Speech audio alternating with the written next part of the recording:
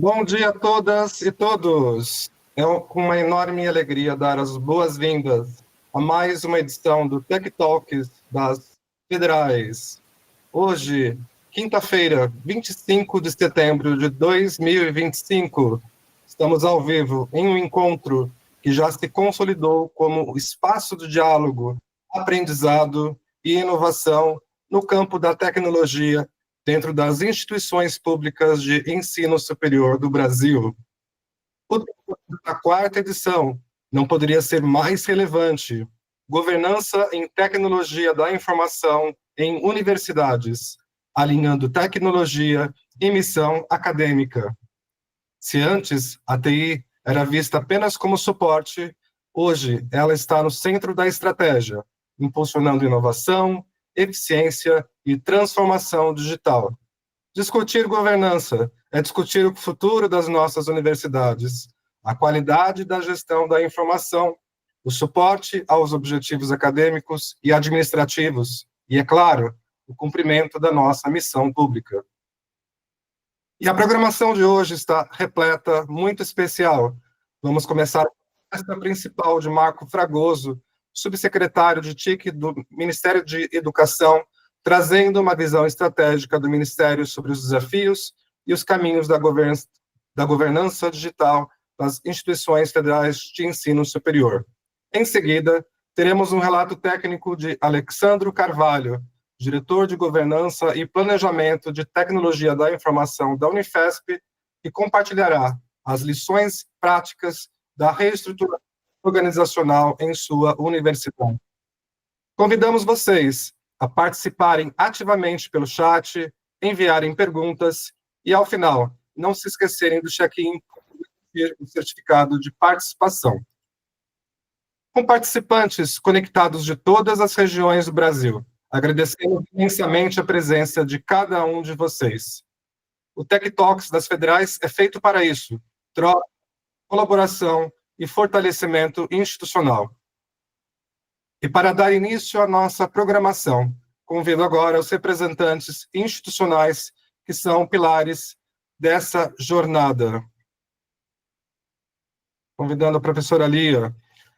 Para abrir oficialmente o nosso encontro, nada melhor do que ouvir quem representa a liderança acadêmica da nossa casa anfitriã.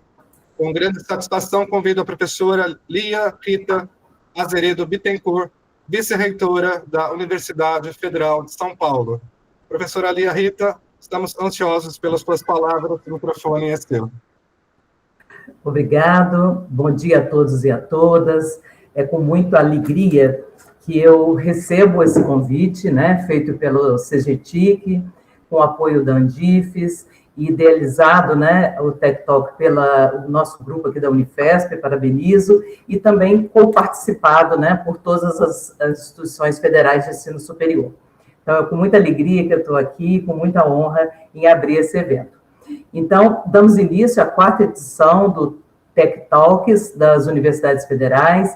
Eu considero que esse encontro consolida um espaço estratégico de diálogo, trocas de experiência, construção coletiva, especialmente em um momento em que a transformação digital se torna cada vez mais central para o futuro da educação superior pública no Brasil. O tema que nos reúne hoje, governança da tecnologia da informação nas universidades federais, não é apenas uma atualização, mas é uma urgência. A tecnologia da informação deixou de ser apenas, como nosso colega já falou, Fábio, um suporte administrativo ou acadêmico, mas sim se transforma num elemento estruturante da gestão universitária, do ensino, da pesquisa, da extensão e da própria relação da universidade com a sociedade. A governança de TI, quando bem estruturada, fortalece a transparência, a eficiência, a segurança e a inovação.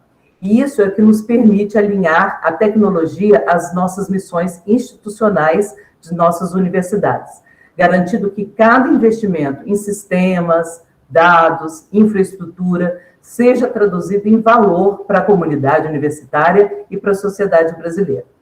Ao longo desse encontro, observei que teremos oportunidade de refletir sobre os desafios que ainda enfrentamos, como integração de sistema, proteção de dados, redução de burocracias, necessidade de interoperabilidade entre as instituições, mas também sobre as boas práticas que já estão em curso e as estratégias capazes de impulsionar a transformação digital em nossas universidades.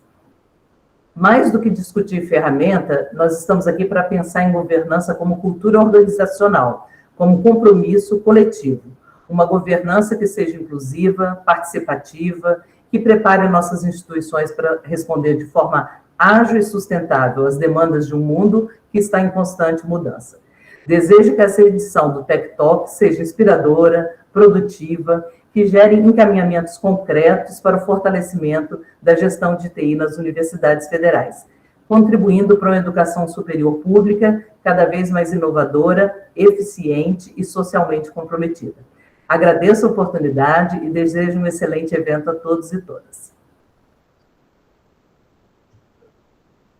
Muito obrigado, professora Lia Rita, pelas palavras que reforçam o papel essencial da Unifesp na construção deste espaço coletivo de inovação e transformação digital. E agora seguimos ampliando esse diálogo para o cenário nacional. É uma honra receber a professora Lidiane Cristina da Silva, atual presidente do Colégio Gestor de Tecnologia e Informação das Universidades Federais, que vem liderando incansavelmente a articulação entre as diversas equipes de TICs das universidades. Professora Lidiane, seja muito bem-vinda. Queremos ouvir a sua visão inspiradora. Obrigada, não preparei palavras tão bonitas quanto a da professora Lia, né, que inspirou a gente aqui nessa manhã, mas sempre que tem Tech Talks, assim, eu fico muito animada, eu fico ansiosa, né, porque eu sei que vai vir muito conteúdo, muito diálogo, ansiosa por encontrar as pessoas, né, ver o evento cheio de pessoas interessadas no tema, e para mim é sempre muito bom. Tá? Quando chega o dia do Tech Talks, que é sempre a última quinta-feira do mês, né? E hoje a minha alegria ela é dupla, né? Porque a gente vai ter a oportunidade de apresentar o case da Unifesp, né? A cada edição, né, professora Lia, vem uma universidade apresentar um case aqui para a gente, que é muito além, né, sempre do nosso palestrante principal. Então, né, não vou me estender muito aqui nas palavras, mas é mais dar boas-vindas, né, reiterar aqui o agradecimento, primeiramente ao Marcos Fragoso, né, subsecretário de TI do MEC, que tem nos apoiado em diversas ações no CGTIC. Esse tema, ele não foi alinhado ele ser agora em setembro, né? Ele estava previsto para outubro, mas ele veio no melhor dos momentos, porque as universidades, elas estão passando por uma auditoria com esse tema, né? Pelo TCU, né? De gestão e governança. Então, é muito bom que a gente possa estar aqui discutindo isso. A gente tem uma missão, né, para cumprir nossas instituições, e essa auditoria, ela vai corroborar de alguma forma com o aprimoramento deste tema. Então, foi muito bom que a gente pôde trocar e trazer ele agora e poder discutir com vocês, tá? Então, agradeço, desejo um bom evento para vocês, agradeço a Aline também por nos apoiar sempre, né, a Aline do MEC, e bom evento para vocês. Agradecemos imensamente, professora Lidiane, pela clareza, pela liderança fundamental do CGTIC no fortalecimento da governança digital das nossas universidades. E com essas falas que abriram caminho e já nos inspiraram, é hora de mergulhar na essência da nossa programação, a palestra principal do Tech Talks desta edição. Preparem-se, porque vem aí uma visão estratégica diretamente do MEC sobre os desafios e as oportunidades de TI das nossas universidades federais. Nossa palestra principal com Marco Fragoso. Ele é subsecretário de Tecnologia, Informação e Comunicação do Ministério de Educação, um líder que tem sido peça-chave na formulação de políticas públicas digitais e na modernização da gestão tecnológica das instituições federais de ensino superior. Enquanto ouvem a palestra, já deixo um convite a vocês. Anotem as suas dúvidas, comentários e percepções que surgirem. Teremos um momento de interação logo após a apresentação. E a participação de vocês é fundamental para enriquecer o debate. Marco tem conduzido iniciativas que aproximam tecnologia e missão acadêmica, sempre com foco em inovação, eficiência operacional e transformação digital. Hoje ele vai nos provocar com questões fundamentais. Quais são os desafios mais urgentes das nossas instituições federais de ensino superior? Que tipos de princípios de governança realmente fazem essa diferença? Como transformar a área de TI numa área de suporte em agente estratégico de mudança? Preparem-se para uma apresentação repleta de dados, exemplos e insights que podem inspirar ações concretas nas suas próprias universidades. Com vocês, Marco Fragoso. Bom dia, pessoal. Prazer estar aqui, né, poder colaborar com a discussão, poder debater um tema tão importante para as organizações, né, que é a governança. Né? Vamos especificar mais então, em cima de governança de TIC, né? Mas a governança em si é um dos temas que são mais importantes hoje para que a gente possa chegar aos objetivos almejados, né? E a gente hoje vive uma realidade na área de TIC, apesar de ser sabido, né, das pessoas entenderem a importância estratégica da tecnologia hoje, porque não há mais nenhum modelo de negócio que não envolva tecnologia, né? Eu costumo brincar que até para você pedir esmola no sinal, você tem que ir primeiro numa fintech, né? Fazer sua conta corrente para poder receber seu Pix, né? Então, a gente tem hoje uma necessidade muito grande, né, de tecnologia, mas essa prática de valorização da tecnologia, a gente ainda não sente no nosso dia a dia, né? Falta investimento, falta recurso, falta mão de obra, falta valorização do profissional, né? Então a gente tem várias situações em que a governança de TIC ela acaba sendo prejudicada, né, pelo dia a dia. Mas esse é um desafio nosso do dia a dia, é uma construção que a gente tem que fazer, né? São degraus que a gente vai vencendo e aprimorando a cada dia. Eh, e aí eu vou iniciar minha apresentação aqui, porque eu faço minha apresentação pessoal também, e aí a gente vai conversando. Deixa eu só compartilhar a tela aqui.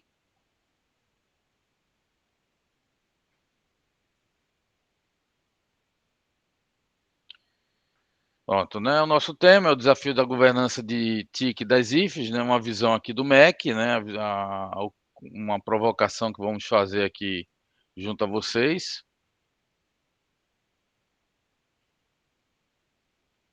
Opa, foi demais. Agora. Bom, eu hoje estou como subsecretário de TI do MEC, mas eu sou concursado da carreira de analista de TI do MGI, né? Já estou aí desde 2011 nessa carreira, tive experiências no governo privado, no governo anterior a esse período, e tive também uma carreira de iniciativa privada.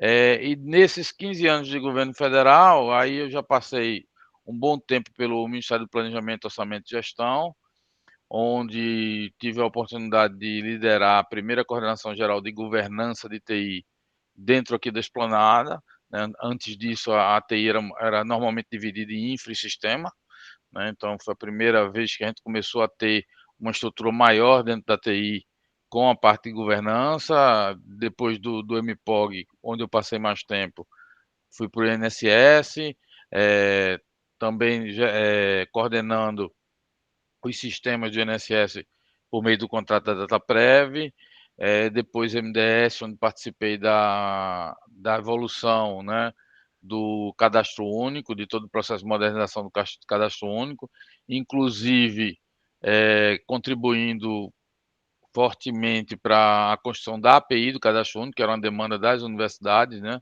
para poder ter acesso a essa informação, que era tudo manual à época. Depois passei pelo MCOM, onde também tive uma aproximação maior com a Rede Nacional de Pesquisa, com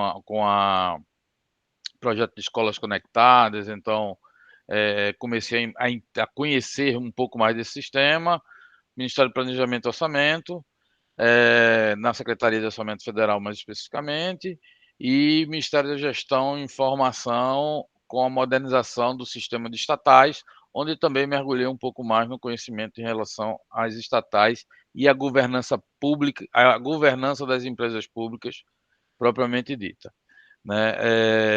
E há um ano, né, estou aqui no MEC, tenho o orgulho de poder dizer que no dia que eu tomei posse, eu estive no comitê de CGTIC, né, para me apresentar, então foi um momento muito interessante, né, porque foi o momento que eu estava chegando para me apresentar e tomando posse no mesmo dia, então uma felicidade dupla.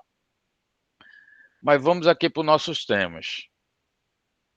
Bom, olhando para o COVID-19, né, governança de TI na veia, como se diz a história, e eu costumo dizer que frameworks são trilhas, né, são caminhos de boas práticas, mas eles precisam ser muito adaptados a cada realidade, tá? Então, apesar da gente estar observando essas boas práticas do COVID, é importante deixar muito claro que há momentos em que se aplica e há momentos que não se aplica, tá? Então, vamos lá. Primeiro princípio da governança, o valor para as partes interessadas. Então, a tecnologia da informação, ela precisa gerar valor. Se ela não for percebida como valor, ela não vai ser reconhecida. Vou dar um exemplo aqui, que discussão aqui com o meu time, eu acho que isso acontece dentro dos times de vocês também, né? A entrega de um software. Entregamos o software, mas a área de negócio não homologou. A gente fez a parte dele, nossa. A gente entregou o valor? Não entregamos valor, né? Se a área de negócio não reconheceu, não recebeu, não quis validar e botar em produção, seja por qual motivo, o valor não foi entregue. Por mais que nosso esforço e nosso projeto tenha tido sucesso.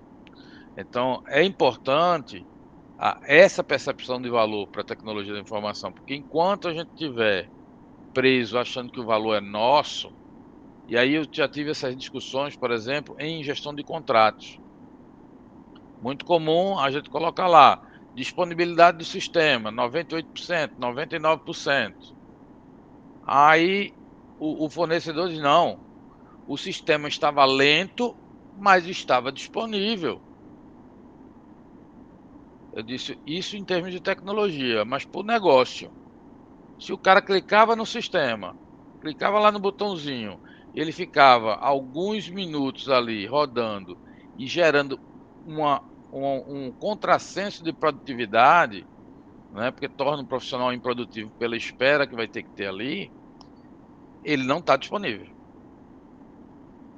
né? E já tive brigas, assim, brigas no bom sentido de, como gestor de contrato, aplicar glosas e deixar administrativamente a situação rolar, porque eu não concordava em pagar 100%, pagar o valor sem a glosa, em função de uma lentidão constatada na solução. Então, isso é o que gera valor. Então, assim, para TI, estou lá no monitoramento nos ABICs, tá lá, tá no ar. Mas se o usuário tá tentando utilizar e não tá entregando, não está gerando valor, não fez nada, a TI não gerou valor, não entregou. O segundo ponto da TI, da governança, é abordagem holística, né? Eu preciso entender o que é que eu estou entregando e para quem eu estou entregando. Qual o meu papel dentro desse processo, né? O negócio, ele não começa e termina no sistema.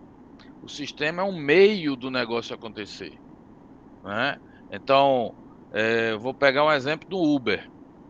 O negócio do Uber não é ter o aplicativo. O negócio do Uber é levar o passageiro do ponto A ao ponto B. Se isso não acontecer, o negócio dele não vale nada, né? Eu brinco muito que eu prefiro hoje sair e deixar de beber, mas ir no meu carro, porque eu saio na hora que eu quero e volto na hora que eu quero, do que depender de um Uber que fica variando o preço, variando com o motorista cancelando chamado, a gente esperando lá. Isso não gera valor para mim. Então, assim, não adianta se a governança não tiver essa visão holística, de ponta a ponta, ela pode ter o melhor sistema do mundo, ter o sistema mais estável do mundo, melhor usabilidade, mas se a necessidade não está sendo gerada, se essa visão de ponta a ponta ela não acontece, não há entrega de valor, não há reconhecimento.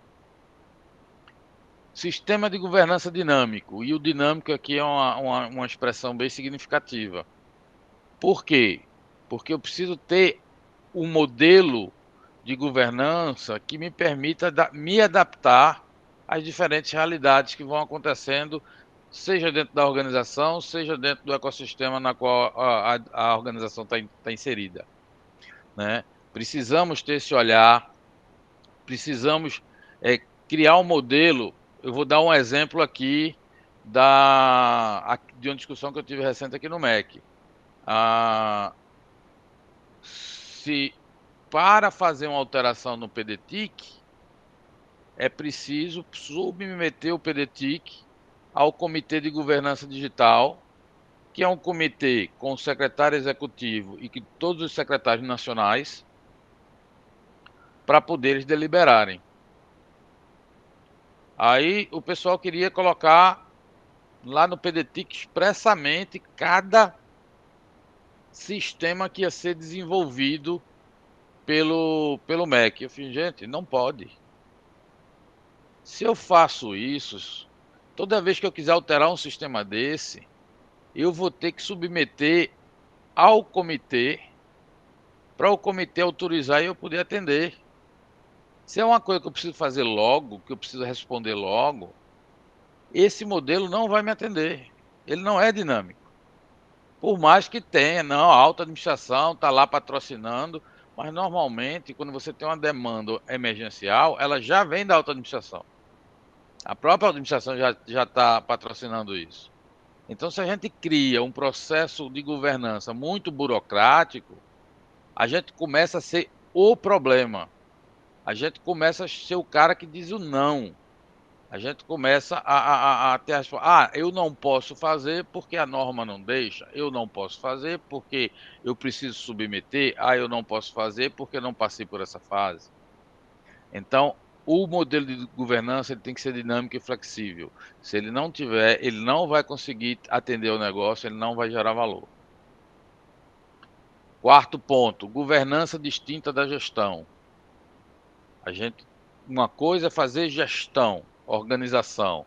Outra coisa é fazer governança. As duas coisas trabalham juntas, mas são separados. É feito roda e pneu. São dois produtos. Trabalham juntos, mas são dois produtos. Roda normalmente é feita de metal, pneu é feito de borracha. Então, a gestão é o processo do dia a dia, é aquele processo normalmente que você vai burocrático, que tem um passo a passo, que vai ter que fazer, que tem que ter os controles, etc, etc.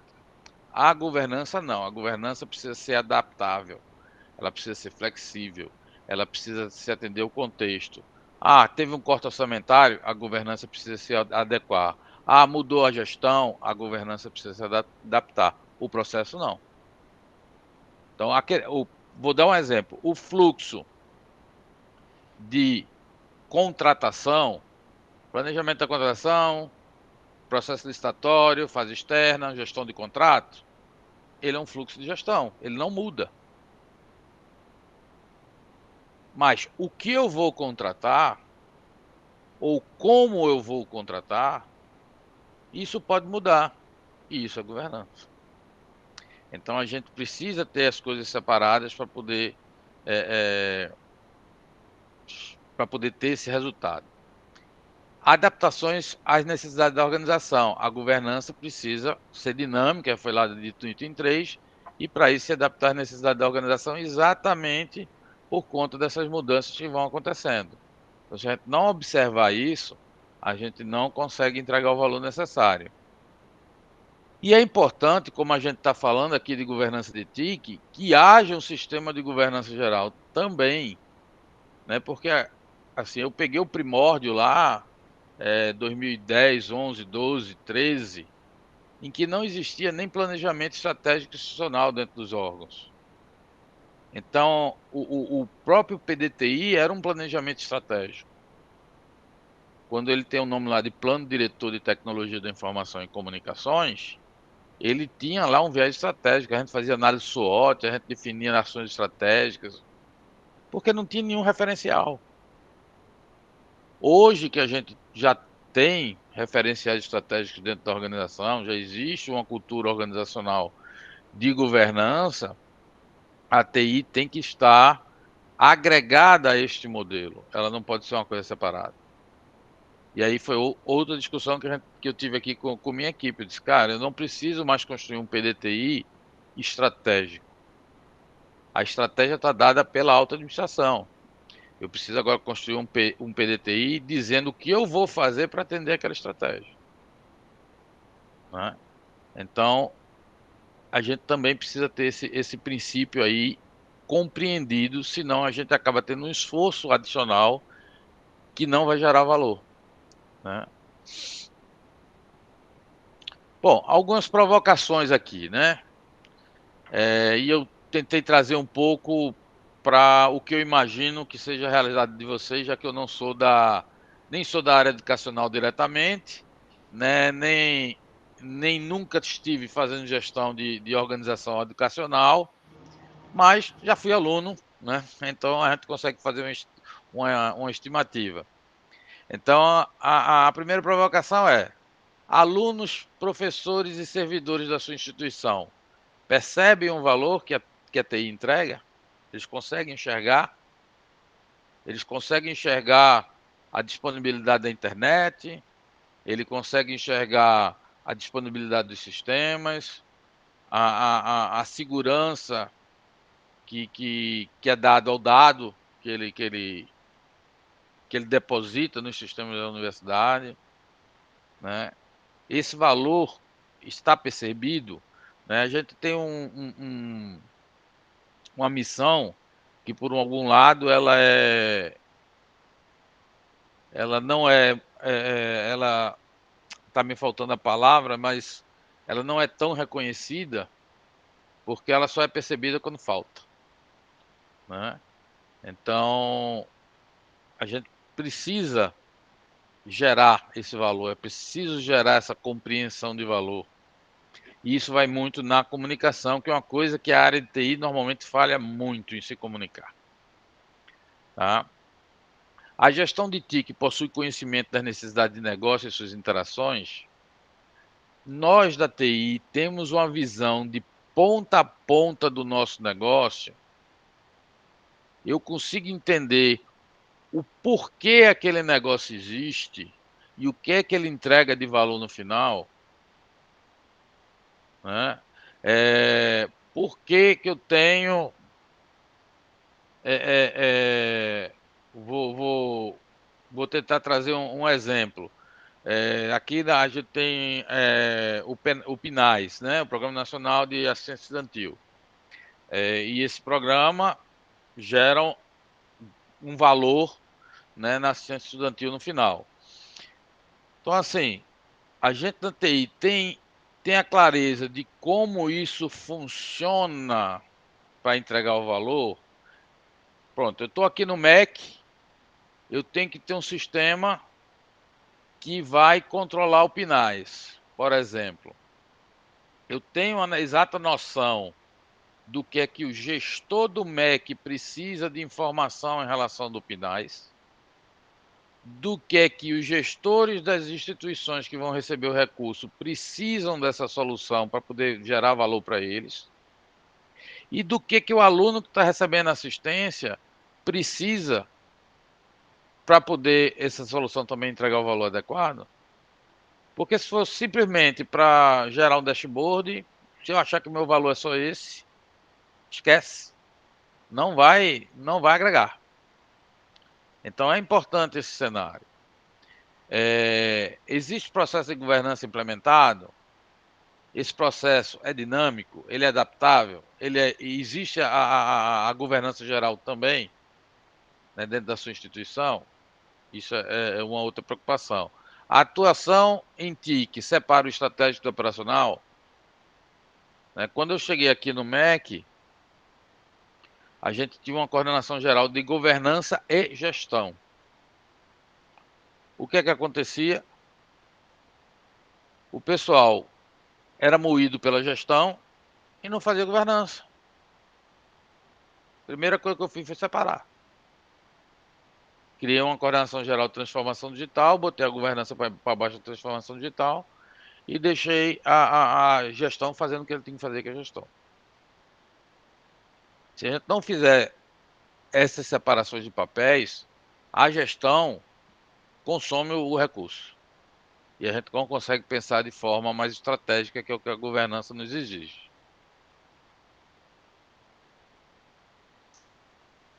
Bom, desafios mais comuns que nós temos, né? Desafio de pessoal, né? Que é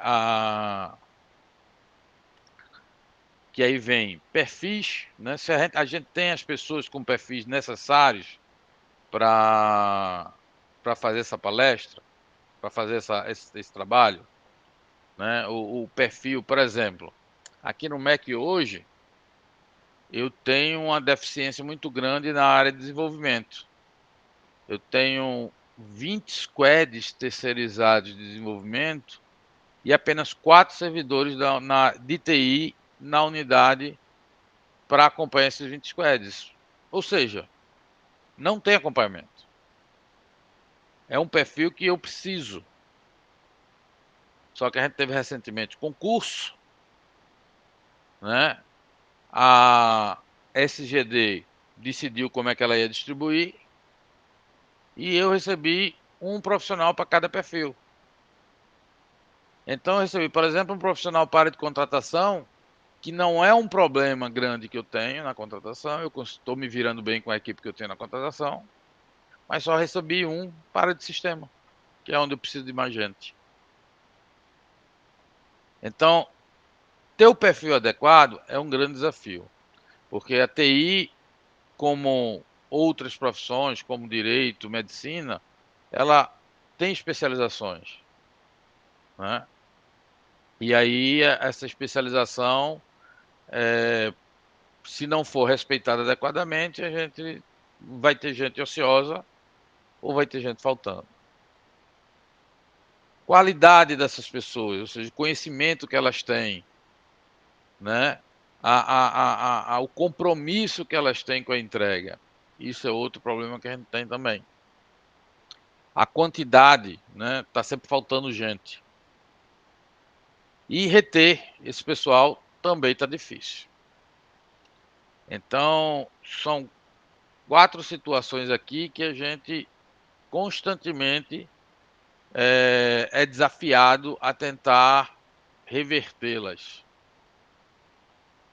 Orçamento, falta patrocínio, né? A alta gestão, em regra, não coloca o recurso na tecnologia como deveria colocar, com a necessidade que deveria colocar.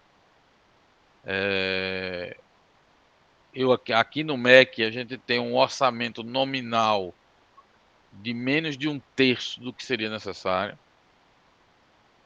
para manter a TI em dia, Então, assim, a nossa TI está sempre defasada, como está a de vocês também, exatamente por não ter esse patrocínio.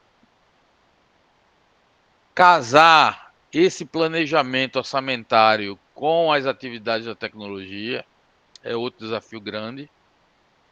E às vezes a gente chega até, a gente vai lá no PAC, né? Por exemplo, agora 2025, a gente vai planejar as contratações de 2026.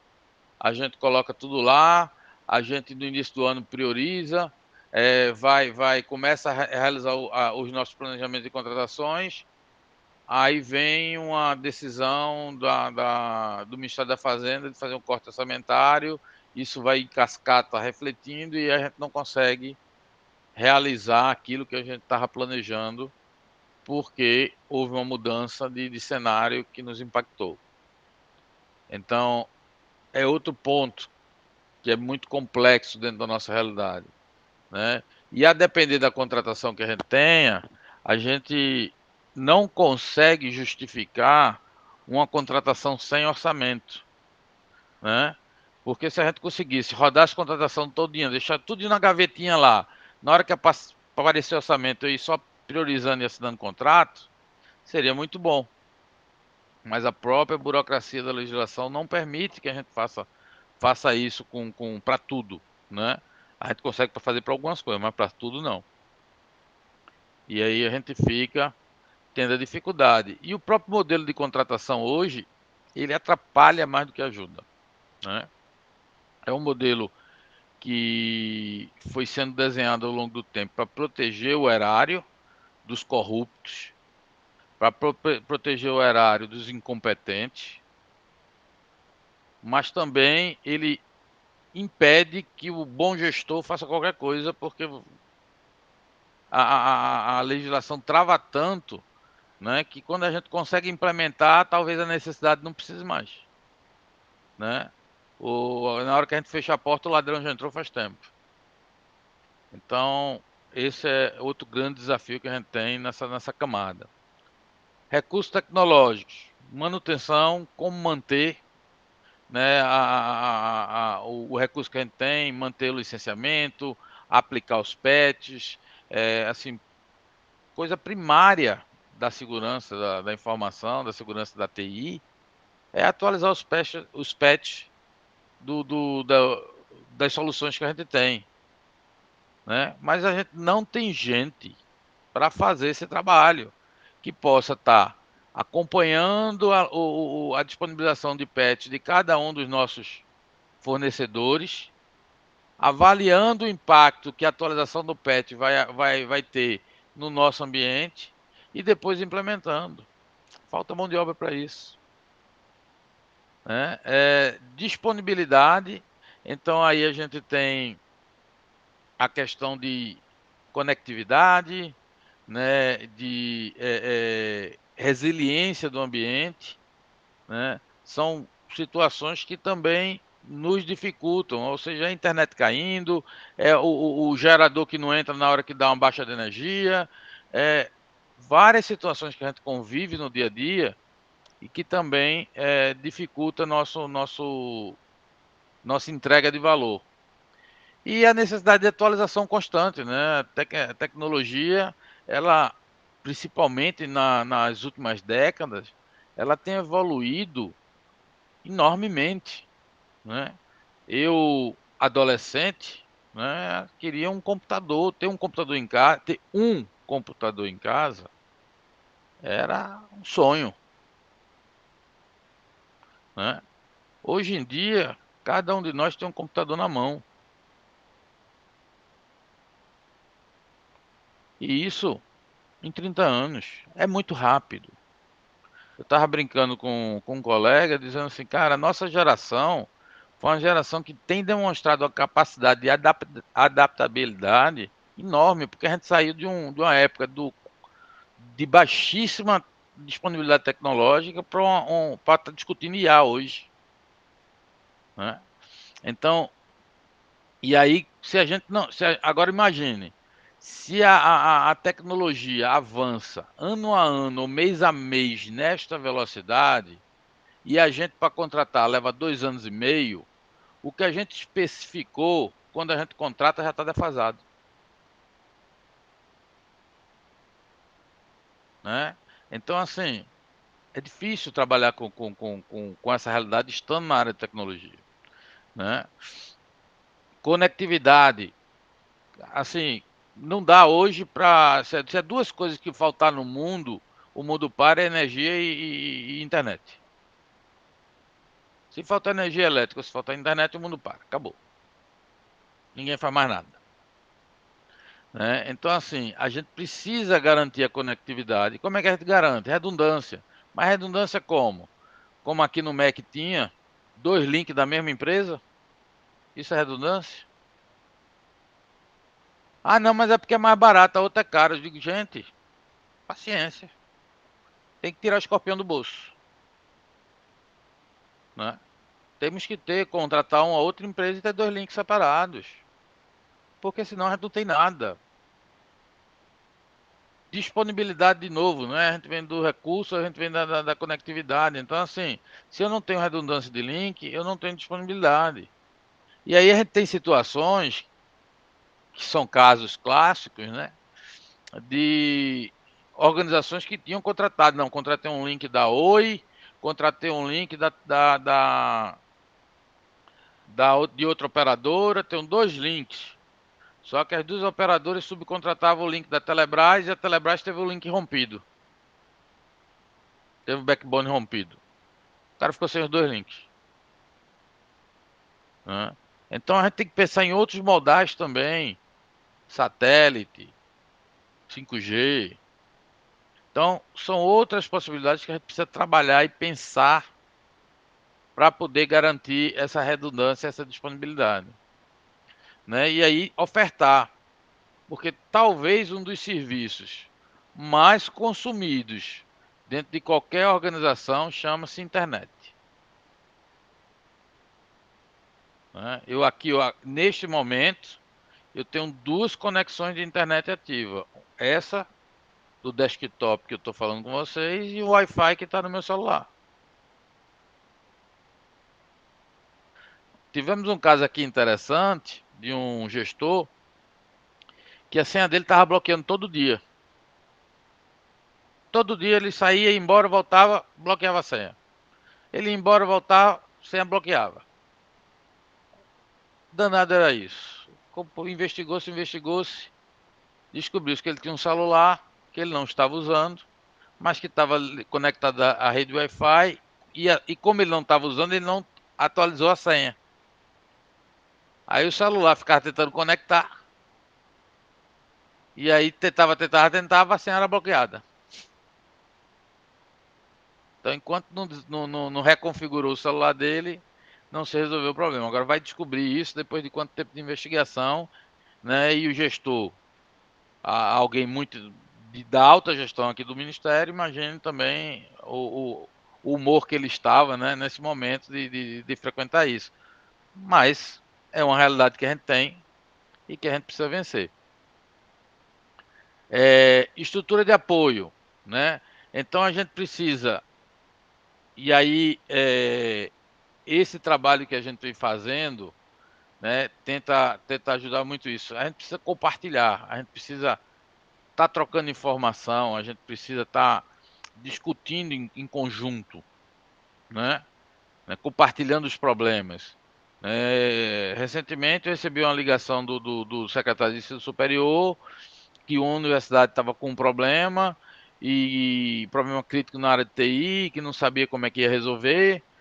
Aí eu disse, não, peça para me ligar para explicar. A pessoa me ligou, me explicou, eu consegui achar uma solução de contorno, né? Essa solução de contorno está sendo implementada, enquanto a gente está trabalhando em conjunto aqui também com a Secretaria Executiva para resolver de uma forma mais definitiva, né?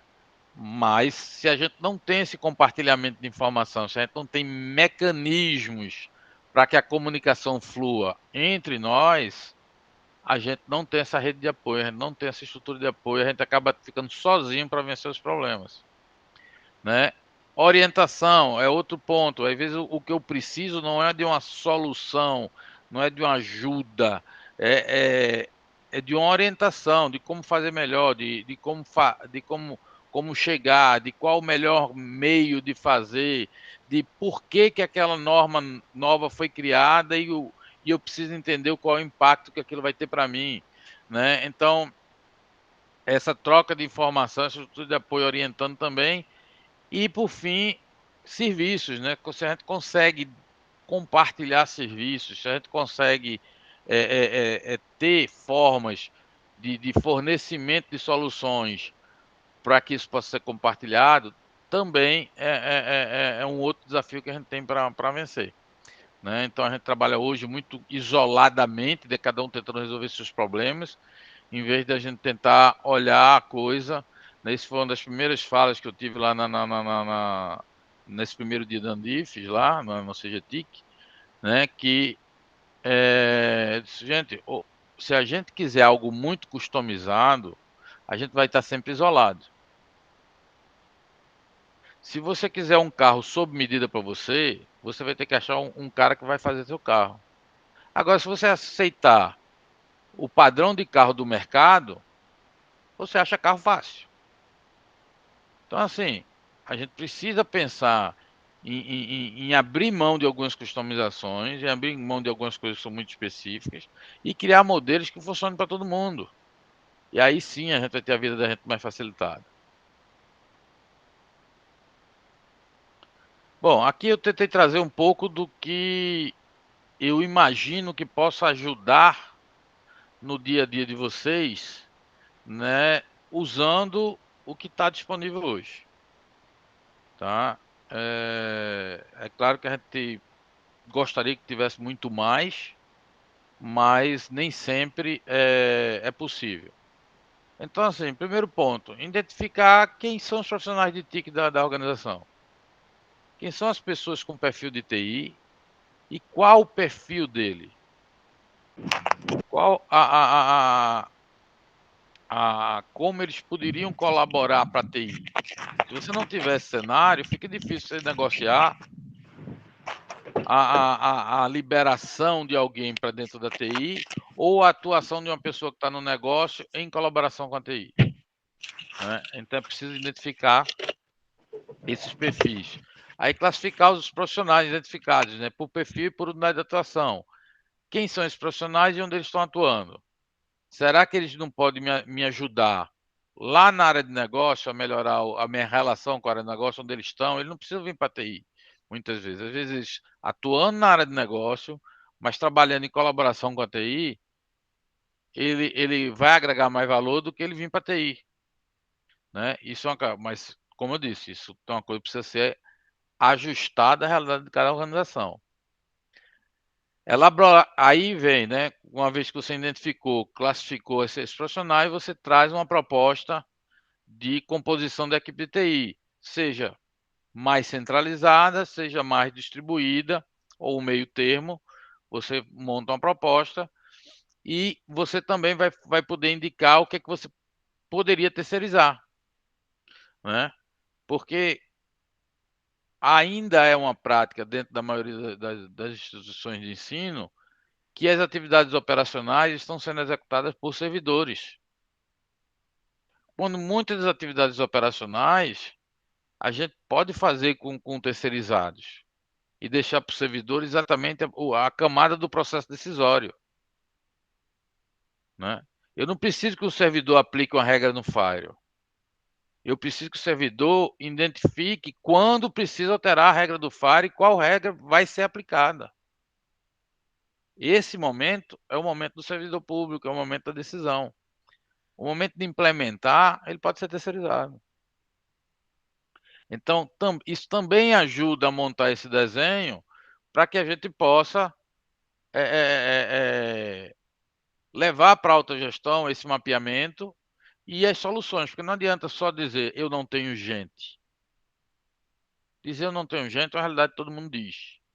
Agora, se você chega e diz, olha, a minha equipe é composta de 10 pessoas, mas dentro da organização eu tenho mais 10 que estão distribuídas dessa forma. A gente poderia tentar pegar 2 desses 10 e trazer para dentro da equipe, porque esses perfis aqui vai me agregar trabalhando de forma transversal para todo mundo. Os outros 8 que sobrou, a gente deixar nas áreas de negócio, mas trabalhando de forma coordenada com a TI. E eu preciso contratar mais 5 pessoas terceirizadas para poder fechar isso aqui. Aí você consegue argumentar e mostrar o desenho. Na parte de orçamento, alinhar e planejar, né, o planejamento estratégico da organização à necessidade de TI. né? Então, eu preciso agregar aquilo, aí eu preciso comprar Firewall. Tá? Eu preciso comprar Firewall por quê? Porque eu preciso garantir a segurança do dado, ou a reputação, ou a prestação do serviço que a instituição dá aos seus alunos. Então, tem que amarrar, eu tenho que fazer o gestor enxergar o valor daquilo que eu estou propondo. Tá? Mapear o que não será possível realizar ou o que será impactado no seu orçamento. Então, assim, tá, meu orçamento só vai dar para fazer isso aqui. O que é que vai ficar de fora? E isso que ficar de fora, qual impacto isso vai trazer para a organização? É importante deixar isso compartilhado. Compartilha a responsabilidade. E aí também sinaliza, na hora que sobra um recurso, o que é que vai ser priorizado para fazer. Na camada de recursos tecnológicos, né, demonstrava a vantajosidade de ter ambientes com a gestão centralizada. Hoje é muito comum, por apresentações que eu já tive, que dentro das universidades, dentro dos institutos, dentro das instituições de ensino superior, ter mais de um data center com recursos mantidos ou a partir de TEDs, né, da área de pesquisa, e separado do que faz a parte de infraestrutura. Se eu consigo botar tudo no mesmo ambiente, e se eu tenho de um lado um recurso que tem uma fonte mais perene e tenho do outro um recurso que tem uma fonte que altera menos, se eu consigo trabalhar e mostrar a vantajosidade disso, né, eu consigo garantir. Agora, lembre que tem que gerar valor para o negócio. Eu não vou conseguir convencer um pesquisador, né, de que ele abra mão do recurso dele, do servidor que ele chama de seu, né, para compartilhar a parte desse recurso comigo e melhorar a vida de todo mundo, se ele não enxergar valor para ele nisso. Então aí vai a visão holística lá. Eu tenho que entender qual é o modelo de negócio dele, para poder saber aonde eu vou entregar valor para ele, para poder fazer esse desenho de proposta. Tá? E aí você pode tentar mantido tudo no mesmo ambiente, dizendo, olha, eu vou garantir aqui, a gente vai estar tudo no mesmo ambiente, eu lhe garanto disponibilidade, eu lhe garanto o recurso, e você vai ter um ambiente aqui segmentado com host que você vai chamar de seu. Esse aqui é o seu. Mas ele vai estar no meu ambiente e você vai me ajudar a bancar o custo desse ambiente aqui também com outras atividades para que toda a universidade possa ganhar junto. Então, são caminhos que a gente pode tentar construir. Fácil não é, mas é possibilidades. Né? Na parte de conectividade, utilizar diferentes provedores e modais, né? Que é aquilo que eu falei, eu tenho fornecedores diferentes de conexão, modais diferentes de conexão, que isso me garante uma maior redundância, e ofertar o acesso físico e Wi-Fi de forma mais segmentada aos públicos. Né? Então, o aluno, que tipo de acesso ele precisa mais, o professor, que tipo de acesso ele precisa mais, o servidor, que tipo de acesso ele precisa mais. E aí você também fazer esses ajustes, ofertando, ofertando o recurso, a conectividade para cada público, né, conforme a sua necessidade. E estrutura de apoio, né? Estrutura de apoio é canais para troca de experiências. Você já tem aí o CGTIC, os Institutos Federais tem lá o Forti, a RNP também pode ser utilizada para isso, o CISP pode ser utilizada para isso, e eu estou colocando aqui o MEC também, nesse papel de, digamos assim, de órgão de TI, ou de órgão central da educação, né, como também um viabilizador para a gente poder construir essa estrutura de apoio e atuar em conjunto, porque se a política de educação ela for bem sucedida, todo mundo ganha. Se a política de educação for mal sucedida, todo mundo perde. Então, eu acho que todos nós temos interesse que a coisa aconteça, então a gente precisa melhorar essa rede de apoio e a gente está fazendo isso, inclusive, estamos formalizando aqui, criamos recentemente um comitê gestor de TIC entre o MEC e suas vinculadas, né? E aí, quando se falou em vinculadas, isso aqui eu já peguei em andamento. Quando se falou em vinculadas, isso olhou para as vinculadas que estão aqui próximas, né? Que é EBSE, CAPES, FNDE e INEP, né?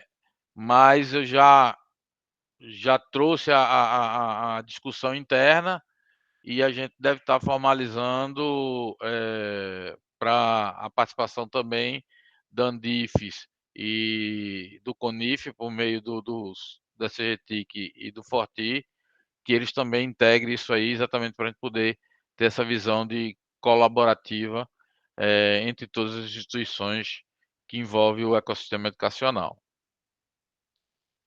Bom, gente, era isso. Eu acho que eu cumpri exatamente o tempo que eu tinha que cumprir. Né? Aí está o e-mail aqui do gabinete, meu LinkedIn, e fiquem à vontade aí para entrar em contato, conversar, e a gente vai ter um momento de questões aí também, que eu estou à disposição para responder. Obrigado. Vou descompartilhar agora. Muito bem. Agora abrimos espaço para as perguntas. Aproveito aqui para todos já postarem aqui no chat. Aproveite e colocar também a sua origem, qual a instituição de onde você está falando. Se você tem dúvidas, comentários sobre a visão estratégica apresentada por Marco Fragoso, envie aqui no chat e inclua também o nome da sua instituição. Neste momento de trazer os desafios e percepções da sua instituição para o debate, enriquecendo ainda mais a discussão. Vamos aproveitar esse diálogo direto com o pessoal do MEC. Temos diversas perguntas aqui. Começar aqui pelo Francisco Castro. A realidade dos órgãos da administração direta, incluindo o MEC e o MGI, são bem distintas das realidades das autarquias, principalmente as pequenas universidades. Seria fundamental uma melhor comunicação entre a equipe da governança do MEC, MGI e os setores de governança das autarquias. O que você acha, Fragoso, por favor? Comunicação dentro da governança é tudo, tá? E aí, isso é uma preocupação que eu tive desde que assumi aqui no MEC, né? Porque eu entendo o valor disso aí e tenho mantido relações muito próximas com a Andifes, com a Lidiane, né, representando aqui o CGTIC, né? Ela tem meu contato pessoal, a gente troca figurinha sempre, a gente tem se encontrado nos eventos e tem discutido esse caminho de como melhorar, de como fazer. Estamos com uma série de frentes aqui sendo planejadas e tocadas, desde central de compras, a data center centralizado para educação. Planos temos muitos, ações estamos implementando aquilo que está ao alcance, né? Mas também a gente tem que entender o seguinte, que a comunicação também, se ela for muito ruidosa, ela não chega a lugar nenhum. Tá? E como a gente tem dentro do próprio ecossistema uma série de entendimentos diversos, vou dar um exemplo, né? Até onde eu sei, dentro do ecossistema das unidades federais, vocês utilizam 3 RPs diferentes. E a regra de negócio de vocês não deve ser muito diferente de uma para outra, né? Então, assim, por que 3 RPs diferentes, né? Talvez tenha faltado nesse momento o MEC se posicionar elegendo um RP como um padrão para as universidades, ou o fato das universidades se entenderem autônomas, e para mim toda autonomia ela é relativa, né? Fez com que não houvesse um consenso em relação a isso, né? Então, eu acho que a gente precisa avançar muito realmente na comunicação, mas aí, assim, qual é a estratégia que a gente está montando nesse momento?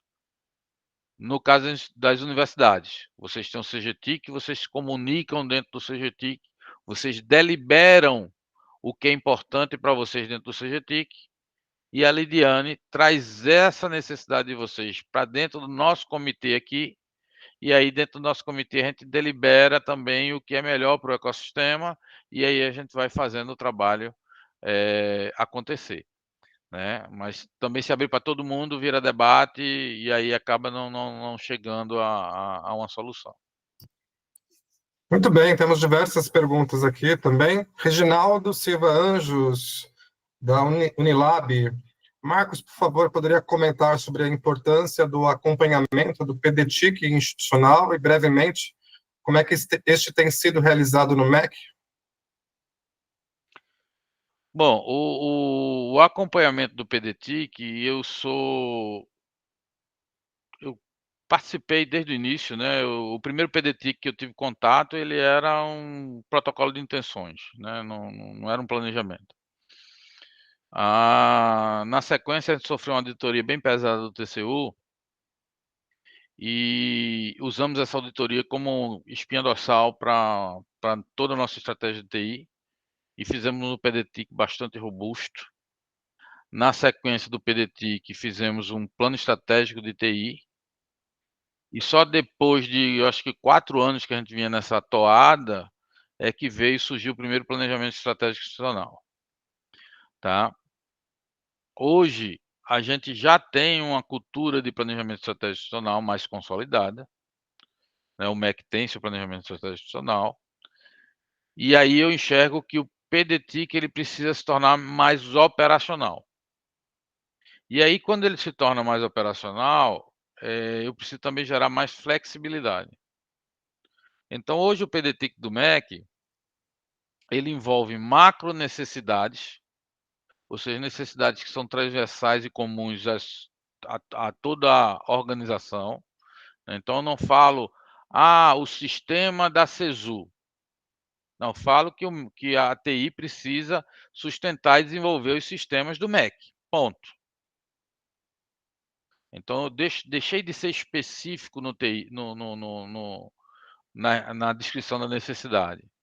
E aí, na nossa estratégia também, a gente criou um anexo, para a coisa não ficar solta. Né? Mas criamos um anexo, onde eu relaciono o conjunto de soluções que estão sendo observadas naquela necessidade. Então, se a necessidade é desenvolver uma nova solução, qual é o meu backlog de soluções que eu tenho para ser desenvolvida nova? Se outra necessidade que eu tenho é refatorar soluções existentes ou modernizar soluções existentes, qual o rol de soluções que eu tenho que estão previstas para essa necessidade, para ser atendida dentro dessa necessidade? Né? Se eu tenho soluções que precisam apenas ser mantidas, que não tem nenhuma previsão de melhoria nela, nada, é só manter ela rodando, é outra necessidade. Qual o rol de soluções que eu tenho nessa necessidade? Né? O PDTIC, quando foi criado, lá em 2009, 2010, quando a legislação trouxe a necessidade do PDTIC, como eu falei, a gente não planejava nada. Então, o PDTIC exigiu que toda contratação de TI fosse registrada no PDTIC para que você tivesse um mínimo de planejamento do que você ia fazer. Hoje, a gente já faz o planejamento anual de contratação. Então, o que foi que a gente fez no nosso PDTIC? Simplesmente eu disse, olha, todas as contratações de TI já estão refletidas no planejamento de contratação. Em vez de eu listar tudo de novo e ficar com a lista em 2 documentos diferentes, eu aponto de um para o outro. Tá? E aí a gente vai acompanhando isso. Então, o trabalho hoje é manter esses anexos atualizados, né? E verificar se o que está... E aí a verificação se dá por projeto. Né? Então, o projeto de tal sistema está andando, o projeto de tal solução está andando, o refatoramento de tal sistema está andando, a aquisição está andando, e aí a gente faz uma coisa mais realmente no operacional e um pouco menos na estratégia. Fragoso, pergunta aqui do William Souza, da Universidade Federal do Oeste da Bahia. Considerando que o PDTIC e o Plano de Transformação Digital são instrumentos de planejamento de TIC aprovados pelo mesmo comitê que o decreto 12.198 de 2024 separa formalmente, não seria mais eficiente para a governança de TIC concentrar todo o planejamento talvez em um único plano? Sim, né? É o que eu digo. E era o que a gente tinha quando a gente não tinha planejamento estratégico.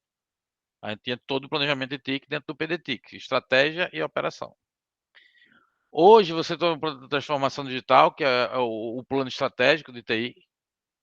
Né? Então, eu tenho um plano estratégico organizacional, tenho um plano de transformação digital, que é o plano estratégico da TI, e tenho um plano operacional, que é o PDTIC. Então, esse foi um dos pontos que eu discuti com a minha equipe. Eu disse, cara, gente, não faz sentido estar replicando o que está no PTD. Vamos deixar o PDTIC mais operacional. Né? O que é que o PTD diz? O PTD diz que a gente precisa melhorar os serviços digitais do MEC. Quais são os serviços digitais do MEC? Sisu para Unifiéis, para pegar 3 aqui muito conhecidos. Se esses são serviços, o que é que eu preciso fazer para melhorar eles? Eu preciso refatorar? Eu preciso evoluir? Então vamos olhar para isso aqui. Eu não preciso repetir o que está lá. Né? Agora, aqui no MEC especificamente, a gente também fez uma diferenciação. Hoje, o plano de transformação digital, ele não está sendo tocado dentro da TI. Tá? Ele está sendo tocado dentro da SEGAP. Por quê? Porque na hora que a SEGAP foi criada, e foi criada com viés de monitoramento da política pública, ela recebeu na sua estrutura uma diretoria de inovação. E aí a gente deixa a cargo dessa diretoria de inovação definir o que é a estratégia de transformação digital do MEC, e nós da TI, olhando para essa decisão estratégica, a gente define o que é que a gente precisa fazer operacionalmente para poder executá-la. Então, se você consegue fazer essa separação, você desonera muito a TI de ter que fazer 2 planos. Né? Quando você não consegue fazer, porque aí é aquela diferença da governança e da gestão. Plano de transformação digital é governança. PDTIC é gestão. Né? Então, enquanto o plano de transformação digital está apontando para o que se quer fazer e para qual estratégia deve ser seguida, o PDTIC está se amarrando no como eu vou fazer. Né? Então, o PDTIC direciona a gestão, enquanto o PTD direciona a organização. Porque no próprio PTD tem ações que não são de TI, tem ações que são de negócio. Afinal, o negócio digital, o digital é só uma parte da palavra, é negócio digital. O digital é parte da solução. É preciso também ter um negócio. Ótimo. Agora a pergunta aqui do Sérgio Carvalho, da Federal do ABC. Vou até acrescentar aqui na pergunta dele, porque nós temos a Estratégia Federal do Governo Digital, né, que vem lá da CISP, etc. Temos, por exemplo, o Capacita RH do RNP. O MEC teria, por exemplo, algum programa, plano, integrando a governança de TIC para as universidades federais, algo que possa remeter também nesse âmbito de estratégia para as universidades que venha do MEC? Vamos lá. Essa é uma pergunta que a gente sempre recebe, né? Esse direcionamento de pergunta, e é importante ficar claro. A TI do MEC é uma TI tão operacional quanto qualquer uma de vocês. O nosso papel é garantir o funcionamento da organização. A minha preocupação primordial, minha competência em decreto, né, ela visa garantir a rede funcionando aqui para os servidores do MEC, a conectividade, os sistemas que as áreas do MEC me demandam. Então, por exemplo, se nenhuma secretaria do MEC me demandar um sistema de gestão acadêmica, isso não é problema meu. Tá? Então, assim, aqui na TI, a gente não tem esse papel primordial de desenhar uma política de TI para o ecossistema educacional. Não é o nosso papel.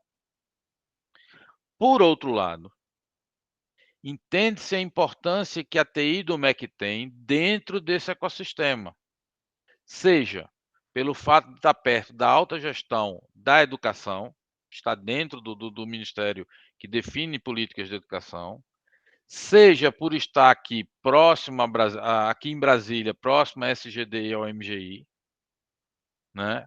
Seja por ter uma estrutura, seja financeira ou seja de pessoal, mais robusta do que as universidades, do que os dois demais entes, a gente se coloca na obrigação de colaborar de forma mais assertiva com esse ecossistema. Mas eu costumo definir que eu não arrumo problema para mim que não seja necessário. Então, a necessidade está com vocês. Eu preciso, para ajudar, que vocês me digam o que é que eu posso fazer, o que é que vocês precisam de ajuda, o que é prioridade, porque também não adianta vir com tudo que eu não vou conseguir fazer. A minha capacidade é tão limitada quanto a de vocês, eu só tenho talvez um pouquinho mais, né? E aí, por isso que a gente está trazendo a Andifes e o CONIF para participar do nosso comitê, né? Para que a gente possa ter essa discussão, ter essa aproximação, entender as necessidades e tentar de forma colaborativa chegar a um caminho. Infelizmente, nesses 15 anos de CISP, né, o CISP teve um foco muito forte em aumentar a maturidade de tecnologia aqui na capital, aqui em Brasília, né, nos órgãos centrais aqui em Brasília. Ele não teve braço para fazer esse trabalho para fora. Isso foi uma discussão que eu tive ano passado com o secretário Rogério e com o diretor do CISP, Monfardini, né, de que a gente precisava olhar para institutos e universidades. E aí sugeri dois caminhos. Ou a própria SGD se estrutura para fazer isso, ou a SGD ajuda o MEC a se estruturar para fazer isso. Eu me disponibilizei de tracionar isso, mas eu precisaria de um aporte de equipe, de um aporte de estrutura, para poder focar neste trabalho de coordenar atividades dentro do ecossistema, uma vez que eu não tenho gente suficiente para isso, né? E aí, a solução que foi dada, e que eu acho que foi uma solução bastante acertada, foi criar um ecossistema, né? Eles fizeram um processo seletivo, né? Trouxeram vários analistas de universidades e institutos com GCISP para participarem desse conjunto, né? E essas pessoas que conhecem a realidade de vocês, né? Mas vão estar agora subordinadas ao órgão central de TIC, começar a fazer um trabalho de aprimorar essa relação. Então, como esse processo de seleção está sendo concluído agora, eu imagino que a gente vai começar a ver frutos disso de fato ano que vem, né? Porque vai ter toda a estruturação dessas equipes, começar a pensar o que vai trabalhar, para a gente começar a colher algum fruto. Acho que até ano que vem a gente está colhendo frutos disso, tá? Mas a gente está acompanhando de perto e, como eu disse, estou aqui à disposição para colaborar e fazer uma ponte se for necessário. Muito bem. Fragoso, a gente vai fazer, acho que a última pergunta aqui, depois temos outras perguntas, a gente vai deixar para uma outra rodada ao final também. Vou colocar mais uma aqui, neste momento, do Francisco Castro, da Unilab. Qual que é o tamanho da força de trabalho do MEC na área de TI versus, né, terceirizados ou não? E se vocês têm uma porcentagem, por exemplo, do orçamento pactuado no MEC em relação para a área de TI? Tá, aí, sim, somos grandes, né? Em relação à estrutura, eu costumo brincar, a gente é maior do que muita empresa privada que tem por aí, né? Você pega empresas que são fornecedoras grandes fornecedoras de TI. Eu tive conversando com gestores recentemente, eles têm times muito menores do que aqui o MEC, são muito grandes, né, em termos de estrutura de gente. Então, temos ao todo 410 pessoas, né, no time do MEC.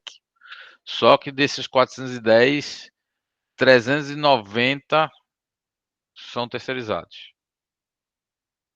Então, temos 30 servidores, contando comigo, quase todos em cargos de gestão, né? Ou seja, subsecretário, coordenador geral, coordenador, chefe de divisão, praticamente todos em cargos de gestão. E o operacional é realizado por esse time terceirizado. E alguns servidores desses 30, que são aqueles que estão aqui já há 10, 20 anos, né?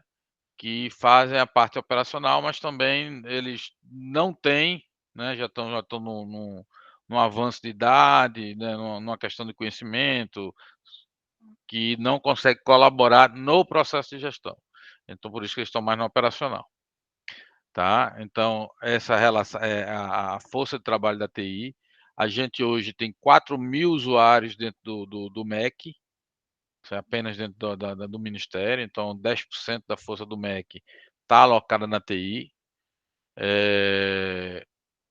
E orçamentariamente, a gente tem um orçamento que não banca a nossa realidade. Então, ano passado eu cheguei, o MEC tinha tido 120 e poucos milhões de orçamento aprovado em LOA, a gente executou ano passado sem fazer nada de novo, nada, zero de novo, gastou 150 milhões. Só a renovação dos contratos do ano passado para esse ano, só os ajustes financeiros, já elevam esse meu custo para 170. Mas esse ano eu só tive 120 de novo. Então hoje eu estou trabalhando no cheque especial, literalmente.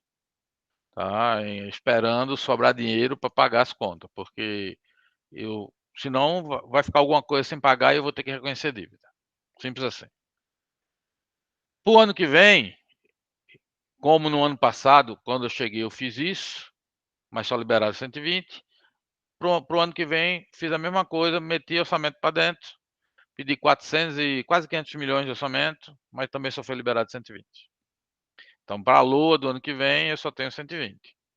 E aí vai ficar na mesma coisa, assim, a gente não consegue fazer um planejamento. E esse ano, especificamente, foi um ano em que a coisa piorou tanto, porque a gente começou o ano sem a LOA aprovada, então começou o ano na cota de 1/12, só que a Fazenda, que é especialista em complicar a vida dos outros, só liberava 1/18.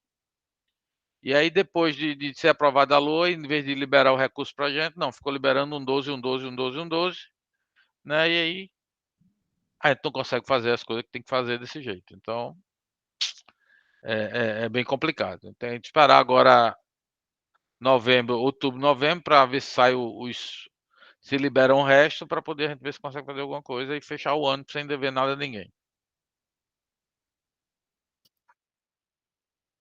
Muito bem. A Aline Nobre aqui colocou o e-mail para acessar, né, para contactar o Marco Fragoso. Está aqui o e-mail aqui no chat. Vocês podem acionar aí por esse e-mail.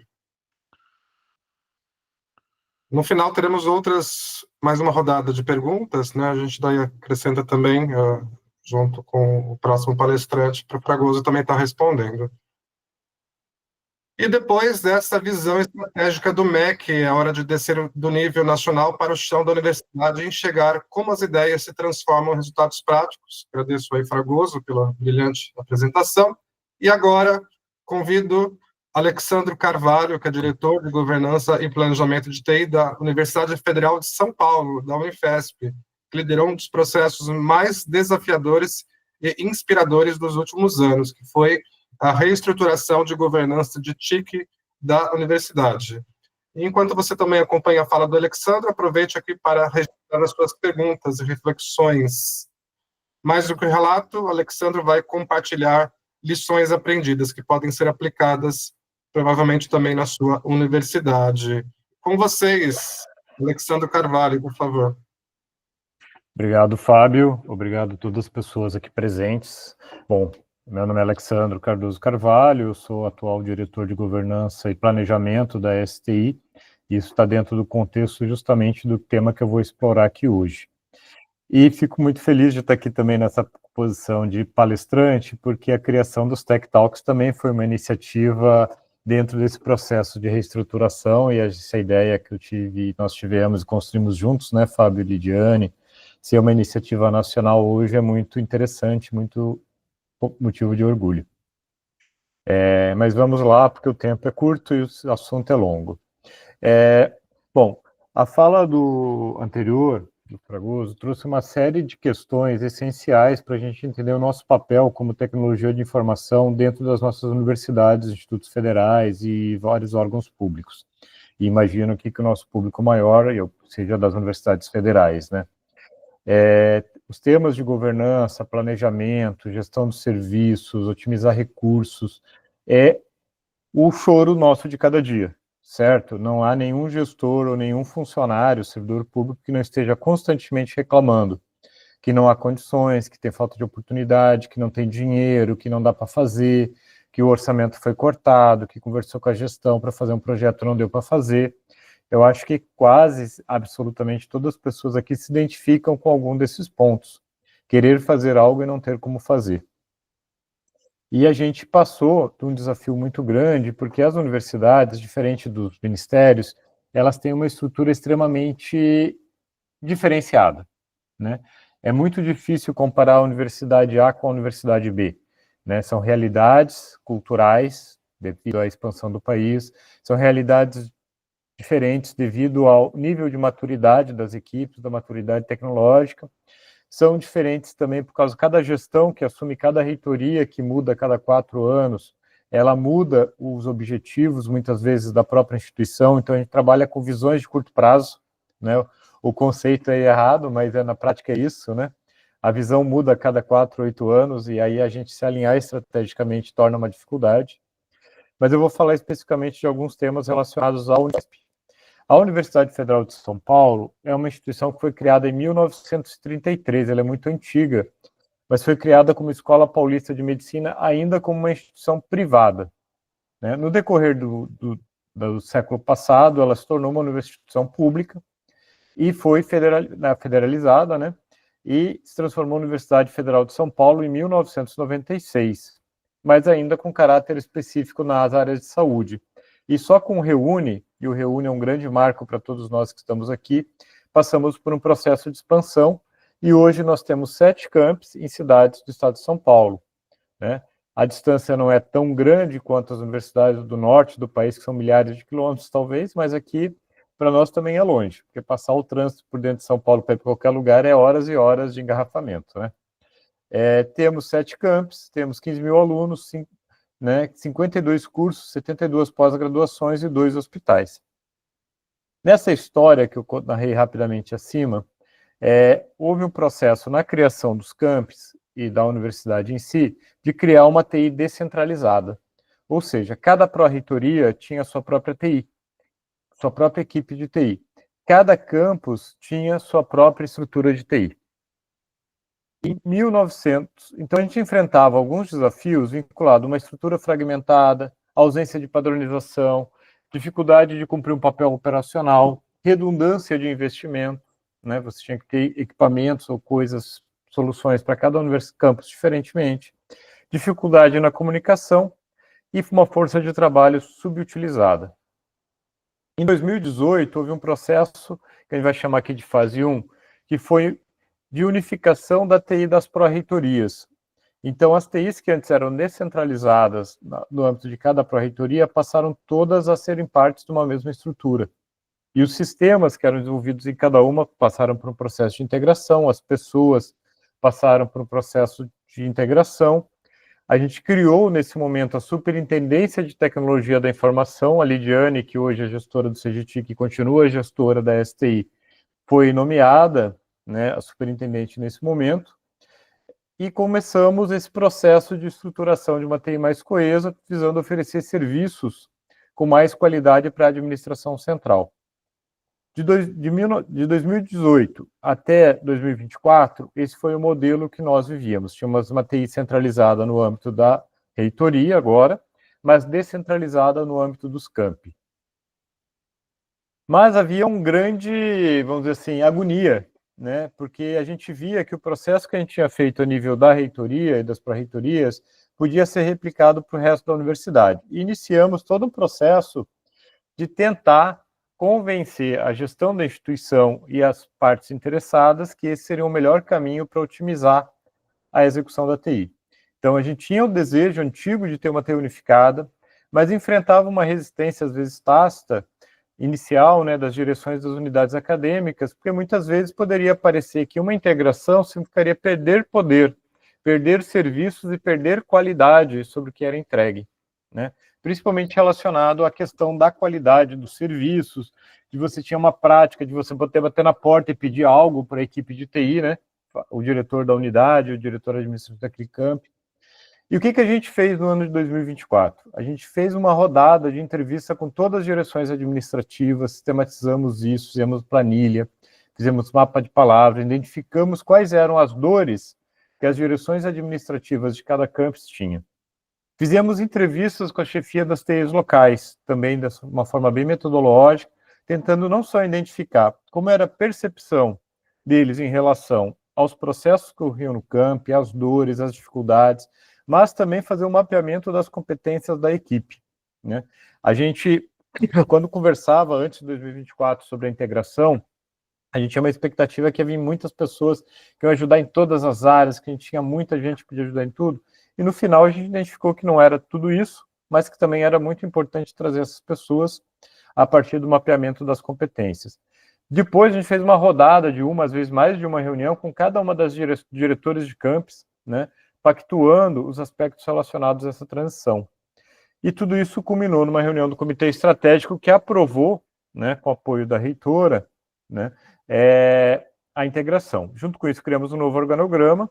Então, assim, aqui é importante trazer como uma experiência que a comunicação com todas essas partes interessadas e a pactuação foi importantíssima, né?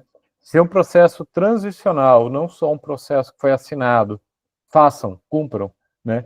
Mas uma transição pactuada foi muito importante, inclusive, não só para concretizar a integração, mas para que a gente pudesse ter uma visão muito clara das dores e das necessidades de cada uma dessas unidades acadêmicas. Junto com isso, com a integração, a gente remodelou o organograma, e a gente trouxe para o organograma, a gente tinha um organograma muito misturado, né? A gente tinha 4, e a gente conseguiu diminuir isso, e criando unidades específicas e tirando coisas que eram feitas em todas as diretorias também, para unidades específicas. Por exemplo, compras era feita por todo mundo, e agora nós criamos uma unidade de suporte administrativo, gestão administrativa, que cuida de toda a parte de compras. Uma parte de suporte, construímos uma série de coisas relacionadas à centralização e especialização nesse organograma. E foi onde se criou a Diretoria de Governança e Planejamento, para dirigir esse processo de modernização administrativa e organizacional. E aí eu trago algumas questões que são muito importantes, que devem ser a realidade de muitas das instituições que a gente tem aqui no país, né? As dificuldades que a gente enfrentou nesse processo de integração foi, primeiro, e o maior desafio, e o desafio que ainda é hoje, é a construção de uma cultura organizacional única, né? Você ter unidades descentralizadas que respondiam a chefias diferentes, com culturas e formas de responder diferentes, tecnologias, inclusive, diferentes, formas de funcionamento, é um grande desafio. Por quê? Porque a gente tinha que trazer as pessoas agora para atuarem no mesmo time, com o mesmo objetivo e com o mesmo foco. Então, a gente começou um processo para construir isso.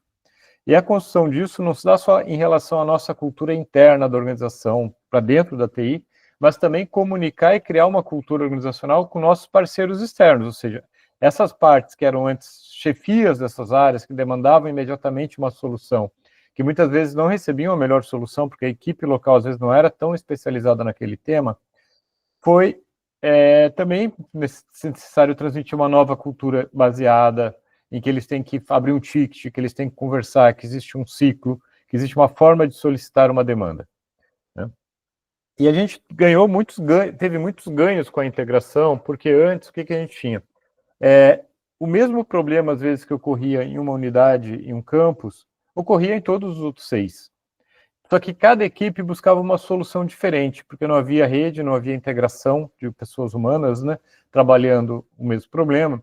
Então, a gente tinha um desgaste, uma perda de energia muito grande, e que as soluções não se conversavam. e que geravam desperdício ou uma qualidade de serviços não muito boa em algumas. Então, uma das primeiras ações que a gente teve foi passar a ter reuniões semanais de todos os líderes de cada uma das unidades, que eram remotas, separadas antes, para pactuar a forma de resolver problemas, né? E essa forma de resolver foi documentada, se construiu uma carta de serviço unificada de toda a TI, todos os serviços que eram prestados às unidades descentralizadas, os campos, e isso trouxe um ganho de performance das equipes e trouxe um ganho de entrega de qualidade dos serviços. Nós também iniciamos, para garantir a construção dessa cultura organizacional, reuniões periódicas com os gestores dos campos. Então, a gente faz reuniões periódicas prestando contas das entregas que a TI realiza e que geram impacto no negócio das unidades acadêmicas. E isso trouxe um ganho também de comunicação que antes não existia. Uma percepção dos gestores que hoje eles estão mais bem informados sobre o que acontece do que antes. Também criamos painéis que expõem de forma mais clara a transparência dos nossos serviços, ou seja, comunicação e transparência. Então, tanto do PGD, disponibilidade de serviços, estamos construindo alguns outros agora, visando comunicar e mostrar sempre para essas partes interessadas os serviços que nós ofertamos. Isso trouxe uma otimização dos recursos que antes eram descentralizados, né, equipamentos, conhecimentos e pessoas. Um outro ponto que eu quero salientar e que é muito importante no âmbito do nosso processo é o PGD, né? Para nós da STI, da Unifesp, o PGD não é apenas uma forma de fazer um trabalho remoto, ele é uma base estruturante dessa integração e dessa forma de fazer TI, porque a gente conseguiu, a partir do PGD, ter um foco em entregas e a implementação da IN 24 de forma correta, ela traz um ganho essencial para a gestão do serviço público e das tecnologias da informação. Então, mais do que uma demanda das pessoas que compõem de estar no PGD, para nós, gestores de TI, é uma necessidade o PGD. Porque o PGD nos traz ferramentas de governança e de gestão das pessoas que nós não temos no ambiente presencial, né? Ele nos possibilita uma gestão do conhecimento, a necessidade de escrever em algum canal que tem que ser feito, de ter ordens claras, de ter uma forma de funcionamento organizada, e de garantir a entrega. E o foco da entrega é muito importante, né? Trabalhar por entrega, o que eu tenho que entregar semana que vem, o que eu tenho que entregar para os gestores no próximo reunião, o que eu tenho que entregar até o fim do ano. Isso organiza o fazer TI da instituição. Mas o PGD nos trouxe um outro ganho muito importante numa equipe que atua multicamp. Nós passamos a ter pessoas que atuam multicamp, mas que atuam de forma centralizada também em equipes especialistas. E como é isso? Isso eu considero que é uma inovação muito interessante para as outras instituições também. Nós implementamos uma estrutura de o que o MGI chama de time volante, a gente chamou de equipe trabalho compartilhado. Muitas dessas pessoas que estavam nessas TIs de camp, fazendo um trabalho de N1, né, de nível 1, de suporte básico para os usuários da unidade, hoje elas atuam 2 dias, às vezes, presenciais nessa unidade, e 3 dias elas atuam em uma equipe especialista, desenvolvendo sistemas, atuando na gestão da rede, atuando no data center. Então, nessa forma de funcionar, a gente tem uma pessoa, por exemplo, que ela atua 2 dias numa equipe e 3 dias em outra. A gente criou uma estrutura jurídica de uma portaria que nomeia ela a entregar um plano de trabalho numa unidade e um plano de trabalho na outra, né? De forma que a gente não tenha muita ociosidade nesses processos de trabalho e possibilite otimizar recursos, muitas vezes também para fazer uma transição de carreira, né? A gente criou um mural de vagas interno da TI, no qual a gente anuncia as necessidades de cada divisão, né? E as pessoas que têm interesse em ocupar aquela vaga, elas se candidatam no processo transparente, eu gostaria de ir para essa área, ou gostaria de aprender sobre esse assunto. E aí ela faz tipo um estágio interno, durante um período, para poder transicionar de equipe, né? Então a gente consegue aproveitar essas pessoas de uma forma muito melhor e elas conseguem ver o resultado das suas entregas em mais de um lugar.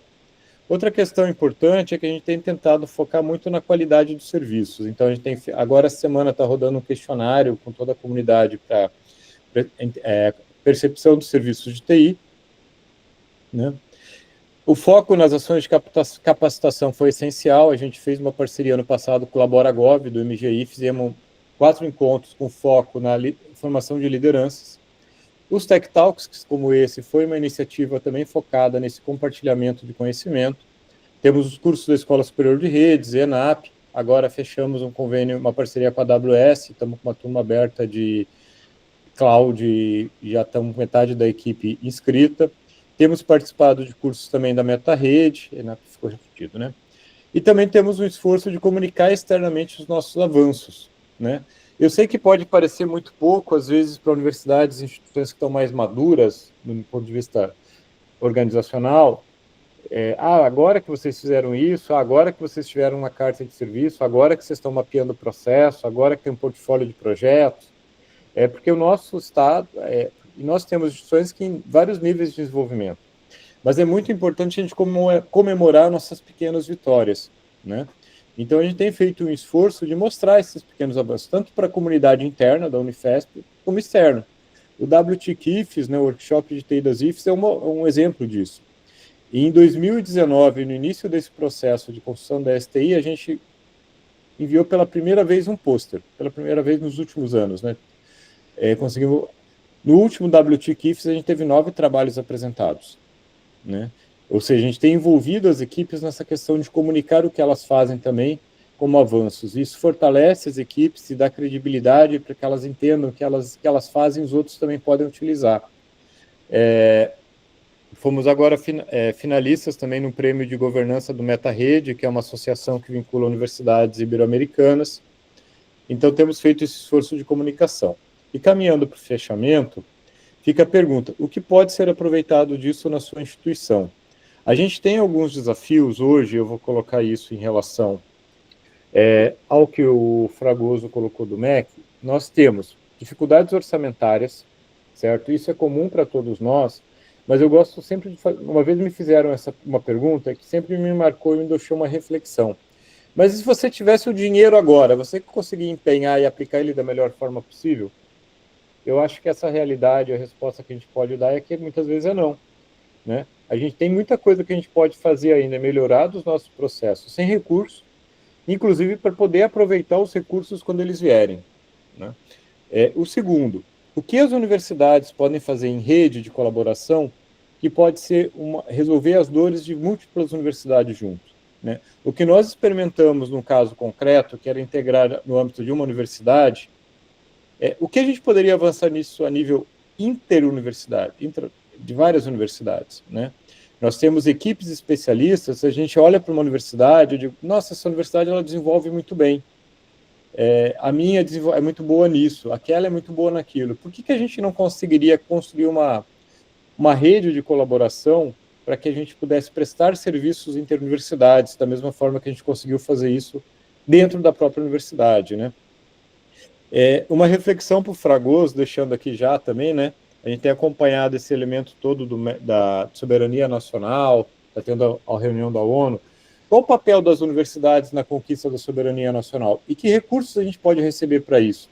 Não somos nós que fazemos pesquisa, não somos nós que fazemos comunicação e extensão, que desenvolvemos, fazemos ensino. O governo federal precisa dar mais atenção para as universidades e colocar ela no papel estratégico para isso. E para isso, TI. Né? TI é isso, é a construção dessa soberania. E para isso a gente precisa investir em compartilhamento de software, talvez licenciamento em software livre, ou no mínimo pensar na pergunta que o Fragoso colocou dos ERPs, né? Em pensar que as coisas que nós desenvolvemos, cada um pode desenvolver do seu jeito, mas elas precisam se comunicar entre elas. Ou seja, como a gente pode aproveitar os recursos da melhor forma possível. Eu vejo, assim, já encerro, Fábio, que a gente tem uma realidade e um caso de sucesso, né, ainda limitado, ainda pequeno, mas que mostra um caminho que integrar, centralizar, mais com a participação, com a comunicação das partes interessadas, com bom desenvolvimento de governança e planejamento, pode otimizar nossas entregas para a sociedade e gerar mais impacto social. Então, eu queria agradecer o espaço aqui ao Fábio, que organiza os Tech Talks, a Lidiane como gestora do CGTIC, e poder trazer essa experiência aqui para vocês. E estamos também à disposição para ouvir novas experiências, novas possibilidades e pontos de melhoria. Muito obrigado. Muito bem, obrigado, Alexandro. E agora chegou a hora de ouvir vocês. Se surgirem dúvidas, curiosidades, coloquem aqui no chat. para o Alexandre. Já vou começar uma aqui do Francisco Castro, da Unilab. Alexandre, você poderia detalhar mais sobre os benefícios do PGD trouxe para a execução dos serviços, das atividades, agregação de valor, e também até acrescentar uma pergunta sobre a questão do teletrabalho. Parece que a Unifesp é uma que praticamente tem quase que 100% da força de TI no teletrabalho. Comenta sobre isso. É ótimo isso. Quando começou o processo da pandemia, né, naquele março, né, aquele março em que todos nós fomos enviados para casa, acho que em abril ou maio, já logo no começo, a gente iniciou um processo de aproveitar a pandemia e criamos um formulário de prestação de contas já de cada pessoa, com foco em entrega. A gente fez muita coisa sem conversar com o que virou a prática depois, na N24, etc., mas a gente antecipou muitas necessidades. Então, a gente já focava numa necessidade de conseguir avançar na gestão do teletrabalho, aproveitar a oportunidade, entendendo que isso nos dava ferramentas para entender melhor o que as pessoas faziam e o que a TI fazia. Depois a gente aprimorou isso e quando veio o PGD, né, quando no final da pandemia, quando entramos em PGD, isso nos possibilitou aprimorar esse processo de gestão. Só que a gente usava o PGD da SUSEP, né, e ele era muito incompleto, focado em atividades. Aí a gente criou um sistema interno complementar que chamava Gap PGD, para lançar as atividades com foco na entrega, né, no projeto. Já era um avanço lá antes de ser uma necessidade. Com a IN24, isso hoje se tornou mais fácil, né? Tipo, esse objetivo da entrega, não da atividade. E aí o objetivo do PGD foi o quê? A gente tem pessoas que têm capacidades importantes, que estão em lugares remotos e que a gente pode atuar juntos, primeiro elemento. Então isso tem a ver com o aspecto que eu tratei agora da integração de equipes remotas. Mas o PGD também traz o quê, se ele for bem gerido? Ele traz um problema, né? Ele faz que a chefia tenha que ser chefe. Ele precisa ver planejamento das entregas, precisa ver controle da execução, precisa ver validação dessas entregas. Mas ele também possibilita, de qualquer forma, sendo o escritório remoto, que as coisas sejam escritas, que as ordens sejam dadas formalmente, que haja um controle maior e registro do que é feito, por exemplo. Quem desenvolve numa ferramenta de versionamento Git, provavelmente. Então, lá eu vejo a evolução das entregas. E a gente tem feito um esforço de vincular isso à prestação de contas da entrega de cada plano de trabalho. O PGD também possibilita que a gente consiga usar essas ferramentas tecnológicas, que no presencial, se eu estou trabalhando com o Fábio Falck, eu viro para trás e digo, Fábio, faz isso aqui para mim, né? Eu não escrevo isso, eu não documento, eu não planejo da forma como eu deveria, não crio canais de comunicação, não fica gestão do conhecimento. Então, o PGD traz isso para o dia a dia, né? Hoje a gente tem na Unifesp, e fora do PGD, basicamente, algumas pessoas no N1 do suporte, por opção delas ou por opção da chefia, no sentido que as entregas talvez não estivessem a contento, ou por uma necessidade específica do serviço. E eu acho que o resto tudo está ou 100% remoto ou híbrido, né? E esse híbrido tem várias configurações. Às vezes é 2 dias no N1 e 3 dias numa equipe remota especialista, às vezes é pontualmente em alguns dias que precisa ir naquele trabalho que a pessoa já executa. Acho que é isso, né, do PGD. O PGD, para nós, hoje, o desafio é que a gente precisava do PGD presencial, né? A instituição votou no Conselho Universitário que o PGD só é no remoto e no híbrido. E para a nossa necessidade hoje, com foco em entregas, o PGD presencial seria um complemento importante para a gente poder garantir que as pessoas que estão batendo ponto também tenham um compromisso com o plano de entrega de trabalho da unidade. Mais algumas perguntas aqui. Do Reginaldo Anjos, pergunta como o Comitê de Governança Digital analisou e aprovou a reestruturação das equipes de TIC. E o Fábio Carvalho Silva pergunta se esse tipo de modelo poderia também se aplicar a institutos federais. Vou começar por essa parte. Eu acho que os institutos federais, eu já fui docente no Instituto Federal durante um ano, esse aspecto da perda de recursos e da descapacitação é muito grande, porque você tem que ter uma TI num campus remoto, e os IFES têm campos muito remotos, né? e pequenos, com às vezes 1, 2 profissionais de TI, que basicamente tem que saber fazer um pouco de cada coisa, e quando você tem que fazer um pouco de cada coisa, você não faz nada bem, né? E ao mesmo tempo, às vezes, você tem alguém lá muito bom, que poderia contribuir no desenvolvimento de um software, numa solução na reitoria, e que não pode, porque ele tem que ficar naquele campus, afastado, fazendo aquele trabalho de suporte ao campus, né? Que às vezes é muito pequeno, muito afastado.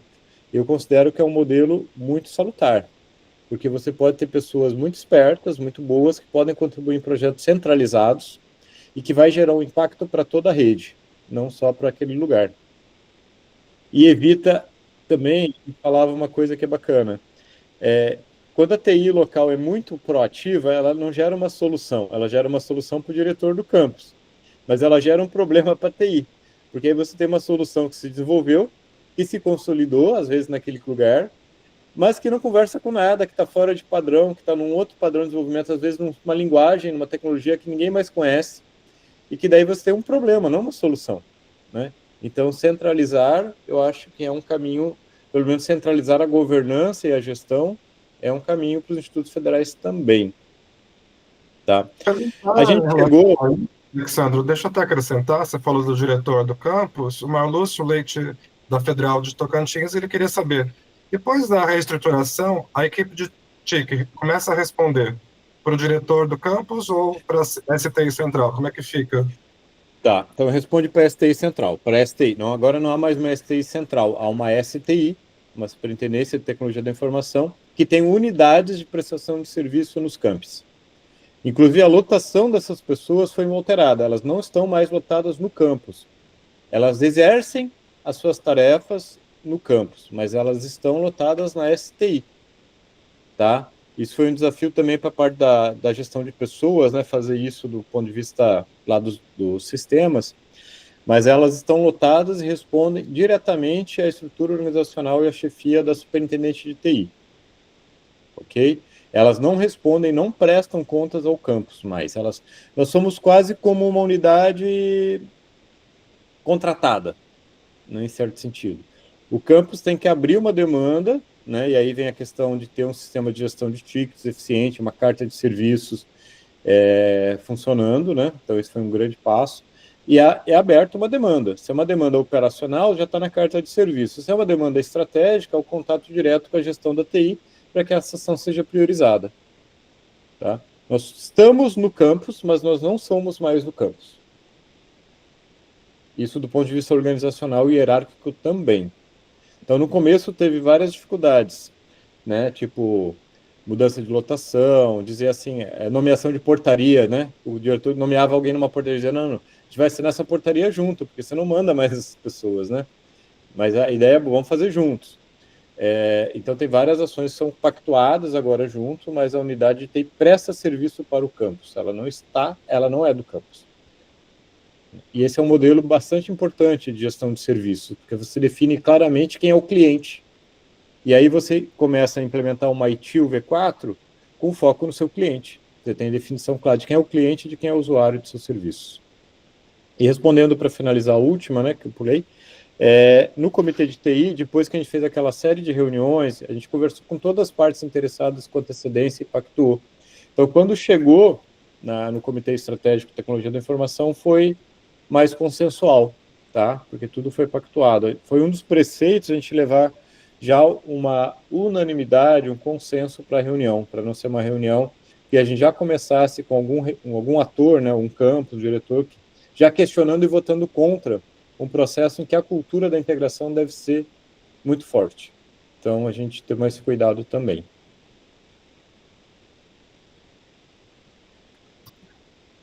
Estamos aqui já na reta final, aqui, os últimos minutinhos. Queria agradecer ao Alexandro pela brilhante apresentação aí pela Universidade Federal de São Paulo, pelo case sobre governança de TI.